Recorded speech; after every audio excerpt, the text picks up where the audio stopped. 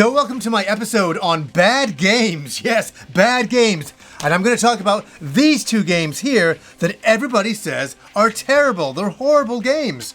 You know what? I played them, I'm going to talk about them, and I'll ask you guys, what are some terrible, bad games that you played in recent months, in the last couple of years, or maybe 10 years ago that you're still angry about? I'm still mad about Dynamite Ducks all these years later, that is for sure. But I wanted to get into this today because, you know me, on my show, I only want to review and talk about games that I personally like, things that have really meant something to me and something that I've gotten something out of. I get some enjoyment out of these games, where I thought it'd be fun to pick up a couple of games that have been reviewed terribly, and people in the community, people like yourselves, have said these aren't the greatest games, and I thought I would sit and play them, and I did, and I had a lot of fun. I gotta say that. I had a lot of fun playing these games because they were so ridiculous sometimes. But are they all so terrible as everybody says? We're gonna find out. Lord of the Rings Gollum is our first game right here. A game that has been reviewed so terribly that I couldn't even believe it. And I gotta say something, I haven't watched any reviews, so I haven't been influenced by anybody or anything like that. But I sat the other day and I started to play this game and I thought, let's give this a chance because I'm a huge Lord of the Rings, the original movies. I love those movies to death. I love them so very, very much. And I thought, hey, you know what? I might be able to get a little bit of fun out of this. So I started the game and I had no expectations, and then all of a sudden I see our main character, Smeagol, Gollum, and I'm like, oh, this doesn't look good. I mean, his eyes look so dead. And he just looked like a soulless character. And I'm like, is this generation that I'm playing? But I'm like, John, hold back. The gameplay will save this game, I'm sure. And then Gandalf shows up to add to the story. And then I'm looking at things and I'm like, whoa, the lighting looks really bitty at times and really kind of pixelated and very edgy. And I'm like, oh, okay, so we haven't got the best lighting on things. I'm like, okay, that's fine. The characters don't look that great. The lighting's not so hot, but I'm like, it's gonna be the gameplay, so let's wait for that. But I had to wait a little bit for that because we had some beautiful hand-drawn cinematics. And I gotta say something, this is a part of the game that I really was liking. I was like, oh, I really like how they're telling the story through these drawings. And then I was kind of imagining, I'm like, I would have rather had an entire game based on these drawings. The drawings are good. I'm like, this would have been a really fun way to do things. But then all of a sudden, we're back into the regular game, and I get to hear Gollum speak. And this was a bit disappointing to me. Now, I understand they can't get Andy Serkis. I get that. You know, they just got another voice actor to do Gollum. And I'm like, oh, his voice doesn't sound that great.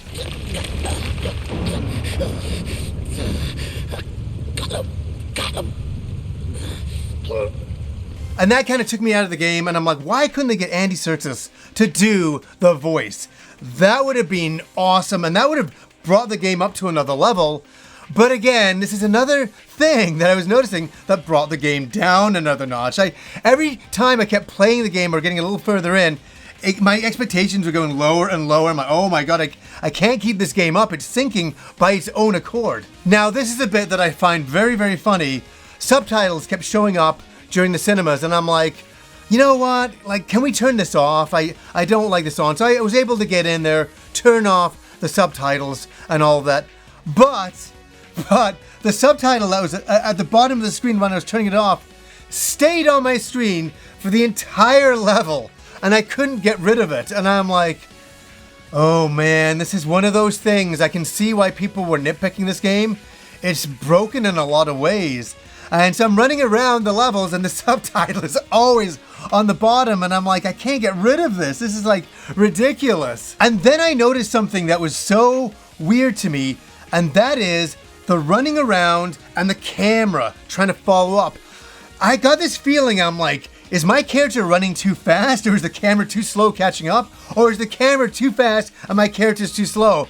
It just feels off as you're running around, and it feels that it's not polished. They just never got around to fixing this, and it feels off while you're playing it. You don't feel like you're really well in control. You're like, oh, it's a little bit slidey, it's a little bit weird. and the camera's like, is catching up or isn't it catching up? It's a very strange feeling. Then I'm like, okay, I gotta get to the top of there. I'll climb up these vines. Now, this is a nitpick, but it was something I did find funny. As I'm climbing up the vines are like inside of me and all around me in a way of something I haven't seen since like the PS1, PS2 era. You expect things back then to be like that, but now we're in the PS5. This is a game I bought on PS5.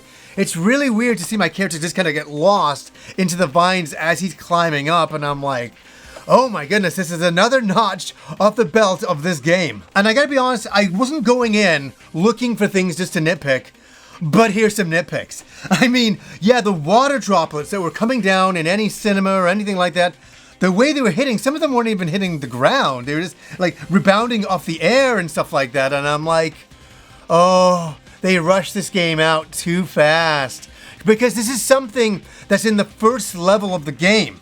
So anybody playtesting it, anybody who's directing it, anybody who has anything to do this game would say, hey, the water in here is not working well, or hey, things aren't working well, like the camera's not working well. They should have seen this in the first level. How could I go in and see it? If my first hour of playtesting the game, I'd be like, yeah, I'd have a lot of notes. They didn't get around to addressing these notes by anybody else, it would seem. The one thing that I did like, the one thing that I thought was pretty cool was when Gollum was hiding around in the shadows or in like tall grass, and he's hiding, he'd kind of go black and his eyes would go green. I really, really thought that was cool. It was like stealth mode. And that was one thing I was like, hey, that's pretty cool, you know? Especially when I was running around, I'm like, this game's not so good. I'm like, hey, this is something that I can enjoy. And this is another thing that I could not wrap my head around. There was slowdown in some of the movies and some of the cinematics telling the story. Like it would stutter.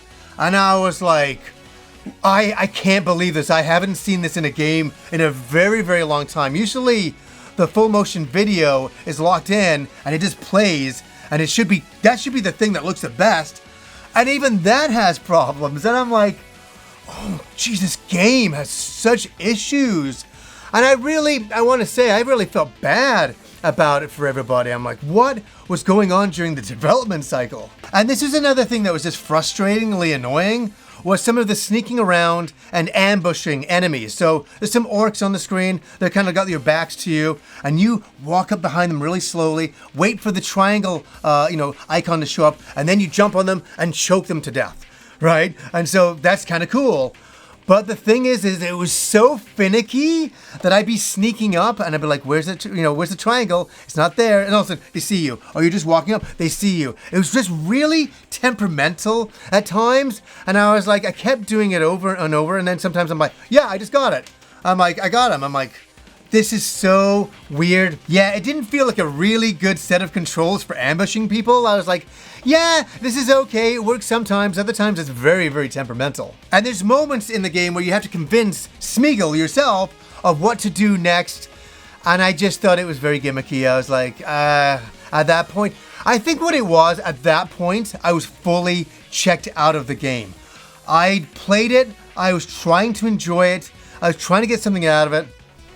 But the game happened. The game happened. And the game kept happening. And every time I was like, I'm trying to get into this, something would happen that was so frustrating or annoying or like damn right lame. And I was like, what has happened? Like there's even the start of this level where you just start running forward, but there's a big pit and you just fall down. I'm like, who thought that was a good idea? You didn't even see it coming. You're like, oh, I gotta go forward. Boom! Down you go. It's over and all of that. And I gotta say, that was my time over with this game. And I spent full price on it for the novelty of playing it. And I really want to say that I went in trying to enjoy it. I really, really did. I really, really did. And I can see why some of the reviews were really, really on the low side. As I say, I didn't watch anybody talk about it and all that. I just saw the scores. I'm like, ooh, that's haunting and all of that. And I think this is a very upsetting game for a lot of people out there, a lot of you guys, because we love Lord of the Rings. We love Gollum. We love that character. We wanted to play a game and run around and be him. And yes, you get that opportunity here, but it's so not good. And there's so nothing you can get. I swear I had a stone. I was trying to squeeze it to get some enjoyment out of it. I couldn't even get any water out of it. I couldn't get anything out of it. All I got was frustration and madness. And I felt crazy like Smeagol at the end of it. I was like losing my mind. I was like, I'm turning into the main character here. That's for sure. What do you guys think of Gollum, the game? Let me know down below. Was it as haunting as everybody else was saying it was? I don't know. You let me know for sure. Okay, the next game is a very fascinating game for me. It really, really is. And that is Balan Wonderworld. Right here, by my hero, by my mentor, the guy I look up to. One of the guys I grew up, adoring. And that is Yuji Naka. Right? Of Sonic Team fame of the past, did a whole bunch of things that I absolutely adore. He did the 3D dungeons in Phantasy Star, my favorite game of all time. He did my arguably favorite Sonic game of all time, Sonic Adventure. Yes, the game is a little bit rough, but there is some magic in there, and he had me sold on the Dreamcast with Sonic Adventure. And then he brought out a game I spent so many hours on. You guys know, Phantasy Star Online. And I want to say, in 2001, this is hand-signed by him. I got this on eBay many, many moons ago from somebody in the press. And I was like, oh, I had to have this because it was near and dear to my heart.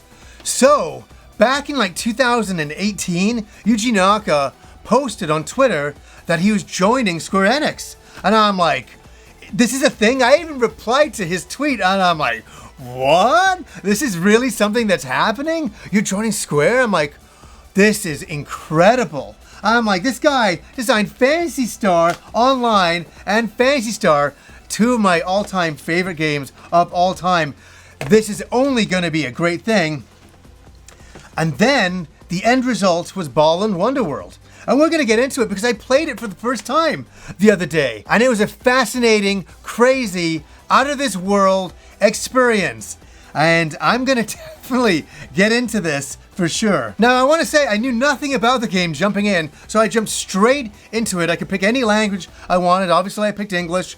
And then I could pick my character from a bunch of different characters. And then I was like, ooh, these characters are not the hottest. I don't really like these character designs. And you know me, I love Japanese, character designs and stuff like that. And I saw these designs. I'm like, okay, they're very kiddie. I'm like, that's fine. But the hands were so big on the characters. I'm like, oh, that's a little off-putting. But I'm like, you know what? It's kind of got like a Sonic-y kind of feel. It feels like that kind of Yuji Naka experience. I'm like, I'll kind of let that go. And here's the thing I want to say to begin with. The cinemas, the movies that start the game were really, really good. I was like, hey, this is really fantastical. This is really charming. I was really taken away by the adventure of the movies. And I was like, this is going to be great. And then, boom, I'm in the world. And I'm like, oh my God. I'm running around and I'm like, hey, this is kind of cool. And then I kind of just realized this ain't so cool. The way my character's like running around with his funny arms, and it felt so like a very early platforming game, which it is. It's an action platforming game, but it seems like a very, very early one. In fact, it was so strange. My wife comes in and she's like, oh no, this looks terrible. She had that reaction too. She's like, at first she's like, oh, this looks really, oh no. And she had this recoil back from the game and she went into the other room. And that was the end of that. And I was like left alone to play this game. And it's such a strange game. I think why it's so strange, it's so simple, and simple can be great, right? But it's almost simple to a fault that there's not much to it. You just kind of run around, interact with some creatures and some characters, and then you can change into different animals and you get different abilities, but it just feels so small. And the world seems so small, and you're like, okay, I got a key. Oh, I unlocked this, a door opens. And you're like, you finish the level. You're like, oh, that was it? That was it? Yeah, the game world is so colorful and so simple. It's kind of like, I hate to say such a weird thing, it's like the Wizard of Oz on crack. This is like an acid kind of explosion of the brain. It just feels like so many ideas were put in that don't work, that don't fit, that are so ill-fitting. The world seems so strange and unusual, and it's not really charming, but it is. It's really a weird mixed bag of so many different ideas, and the worst ideas, and arguably ideas that could have been really good. And I see that a game world here could have really been developed, that if it just had taken a bit more time, could have been really fleshed out, but it isn't. So I gotta say, I was repulsed by this game at first. I really didn't like it. And then I start running around a little bit more, and I'm like, this game is way too simple. This game doesn't have anything to it. And then all of a sudden, my brain turned off. And all of a sudden, I was having this really weird Zen experience. I almost just kind of was like, is it like an out-of-body experience? You know that video games are very hypnotic. I just let myself kind of go with the game. And all of a sudden, I was having fun. I was kind of enjoying this game, running around and doing the simplest things and turning into animals and getting into little boss encounters and things.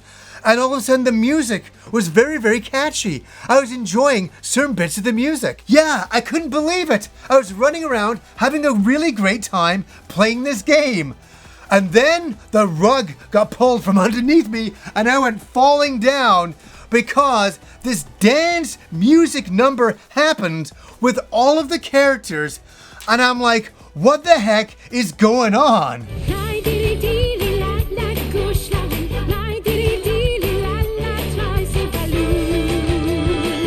I'm like, what is going on with this? This is so weird. What is this game? What is this game? I kind of shut off my brain, running around, and I was trying to get into the fun of it, kind of pretending it's a Wonder Boy game in a way, and I was having a bit of fun. But then all of a sudden these weird concepts come in where all the farmers and the animals and everybody get together and do a dance song just because. Just because. This game is baffling. It is strange. It is a bit of fun, but it's more baffling than it is fun. It's an oddity that, I'll be honest with you, I'm glad I bought because it's so weird. And it kind of got me thinking, Yuji Naka, what were you thinking? And I'm not quoting the Angry Video Game Nerd here at all, but what was he thinking designing this game? He must have come into the company, Square Enix, and they're like, hey, yeah, you go off and make a game. And he's like, hey, I got full reins. And he went for it. And he created this. And then, guess what happens? This is strange stuff. He got let go. He got fired 6 months before the game was finished by Square. They're like, they got rid of him. The details of this are not clear of what happened, but it was not a really good ending to the relationship. And I couldn't believe that Square did that. But then again, I saw the game, I played the game. They must have been like, this guy is out of control. We need to get him out of there. And that breaks my heart. It did, until we find out that Yuji Naka was doing insider trading at Square.